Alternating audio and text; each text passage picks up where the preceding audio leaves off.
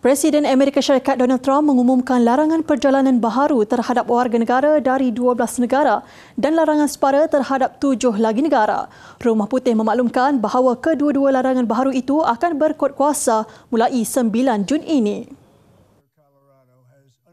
Larangan itu merangkumi pelancong dari Afghanistan, Myanmar, Chad, Republik Kongo, Equatorial Guinea, Eritrea, Haiti, Iran, Libya, Somalia, Sudan dan Yaman. Selain itu, 7 lagi negara iaitu Burundi, Cuba, Laos, Sierra Leone, Togo, Turkmenistan dan Venezuela akan berdepan sekatan separa. Trump berkata langkah itu diambil susulan serangan terbaru di Boulder, Colorado ketika satu perarakan diadakan bagi menyokong tawanan Israel di Gaza. Beliau berkata insiden itu menyerlahkan ancaman yang wujud daripada warga asing yang gagal disaring dengan baik atau yang terus menetap di AS melebihi tempoh visa. Dalam satu lagi pengumuman berasingan semalam, Trump turut mengisytiharkan larangan visa untuk pelajar asing yang dijadual memulakan pengajian di Universiti Harvard.